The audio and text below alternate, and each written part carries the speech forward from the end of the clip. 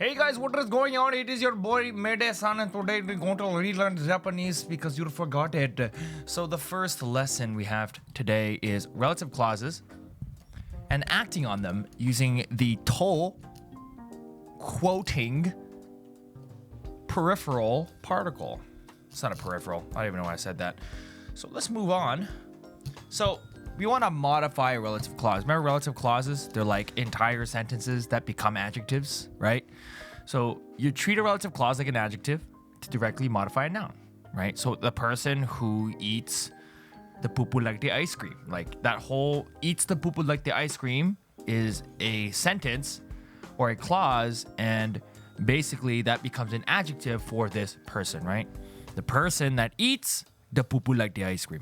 Now, we will relearn how to perform actions on clauses themselves, right?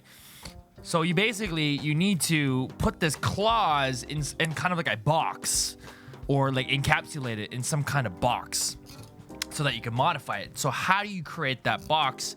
How do we create boxes in English? We use quotation marks, and it's the same thing in Japanese.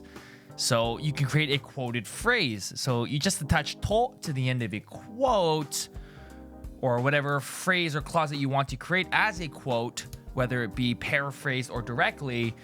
And we can use this to say like I think, or I heard, or somebody said, or I said, because, you know, you're just making a new relative clause. So you'll often hear that this becomes I think or I heard, because in Japanese culture, we don't really say things directly or affirmatively.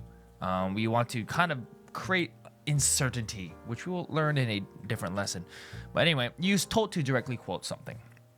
Think of these as the quotation marks, even though you can actually just use like those square brackets, like those square brackets in Japanese.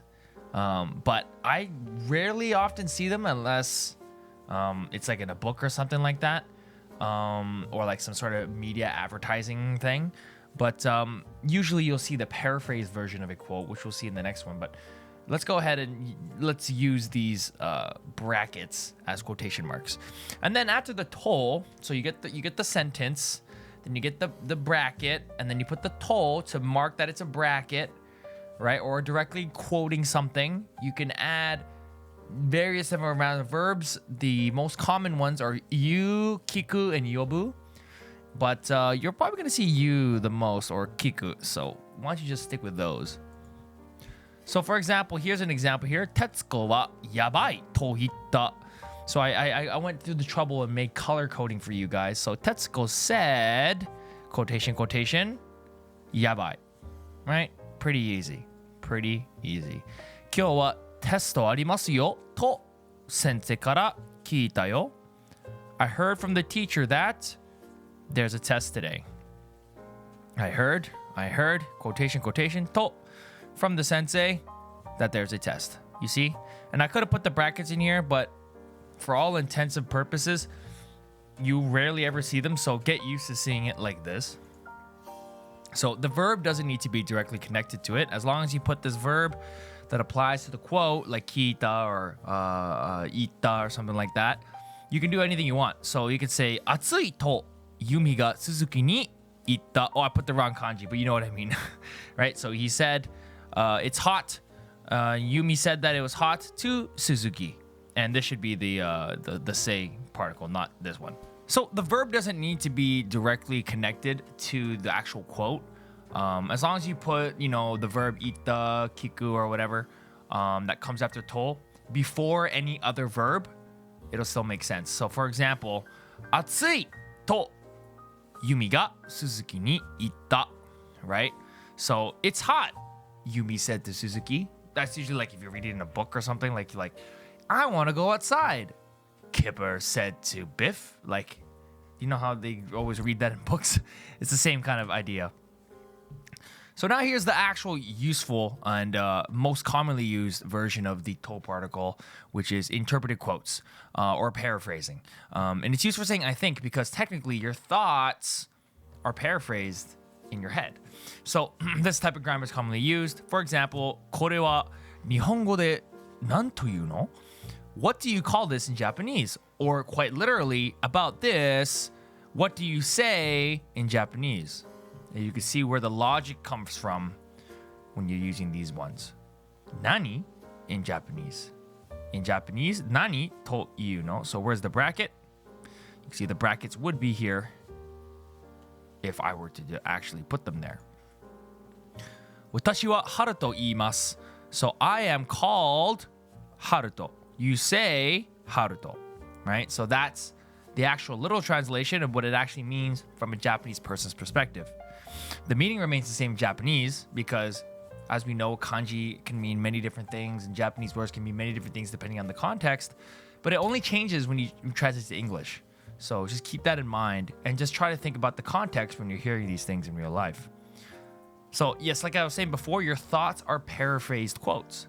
So, ピザを食べようかなと思ったけど. So this here is an actual phrase by itself. So if you were listening to anime, ピザを食べるかな? So, but that's a kind of direct kind of phrase. That's like saying, I want to eat pizza. So in Japanese culture, you don't really want to do that because that's some kind of, low-level social confrontation to be very direct when you're saying that. So, ピザを食べようかなと思って I was thinking that we could go for pizza. So that way you're kind of dodging your opinion or not being so certain about it. And that's kind of where it comes from. So you'll also hear that a lot in like YouTube videos. So they'll be like, 今日はピザを食べたいと思います. So not necessarily thinking that you're thinking about doing it, but it can be used in a way to kind of just show uncertainty, to be more humble about it. So instead of saying we're gonna eat pizza today, it's more about saying like we're gonna eat pizza. In a very humble way. I was thinking about eating pizza today. I hope you guys are okay with me saying that. It's not actually them saying I think I'm gonna eat pizza today. Of course I'm gonna do it. It's right there. You already decided. You made the video. But you'll hear that a lot. と思います. You'll hear that a lot. And it's a kind of a secondary function of this kind of verb, but that's for another day. Anyway, I was thinking about going to get some pizza. So for nouns, if you want to kind of paraphrase a noun or think about a noun, you just have to add da. So これはなんだと言いましたか? What did you say this is called again? You also hear this in anime. なんだと? So なんだと言いましたか? So what did you say? But you can omit it, of course. Japanese. 彼は高校生だと聞いたけど. I heard that he is a high school student, but... So basically, an easy way to remember these is if you split them up and take these pauses, deliberate pauses when you're practicing them at home or whatever, you understand how they're actually built. If they're their own phrases, imagine you're just paraphrasing yourself or you're paraphrasing somebody. Stop, put the quote, and then talk about what you want to do with it. So, 彼は高校生だと聞いたけど. Right? So that's kind of a cool way to dodge things. This is the beauty of Japanese. You can be like, 彼は高校生だと思います. So instead of saying like your direct thoughts, you can kind of save yourself. You can kind of save yourself from the embarrassment by putting to think about or omou to kind of save yourself and show that you're uncertain. So you're kind of dodging that responsibility in terms of your quote, which is kind of a common thing in Japanese culture. So you'll often hear this in like interviews. They'll be like, それはいいと思います. So like, that's good. Oh shit, I don't want to be responsible for that.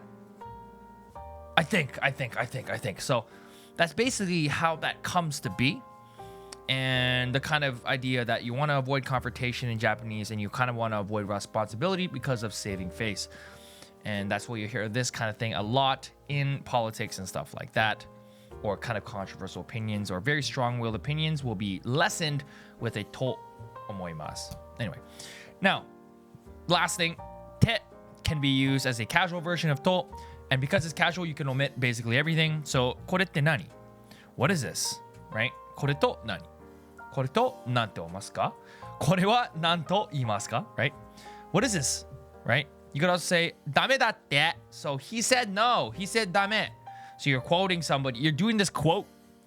ダメだって言いました彼は. So彼はダメだと言いました.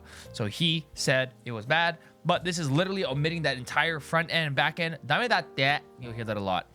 もういいよって I told you that's enough. もういいよって. So I already told you. I'm saying it again. I said this, something like that. So you're implying that you already said it once before. You're quoting yourself again to emphasize that stop that shit. So you can literally use this to talk about anything, you know? It's often used to replace wa, like we just saw. So we can also say, 明日ってさ、雨が降るんだって. About tomorrow, heard it's gonna rain according to the, you know, the weather report, right? あの子って可愛くね? So, yo, isn't that girl cute? Right? So this is just replacing the wa particle. So today we learned that to and te can be used interchangeably to replace wa and can be used to do direct quote, which is the easiest one, and paraphrase, including your own thoughts. And we also learned a little bit of culture stuff about how we want to avoid confrontation and kind of dodge responsibility in some sort of way because of saving face in Japanese culture. But anyway, guys, hope you learned something new. Hope you relearned something again. And I hope to see you guys next time.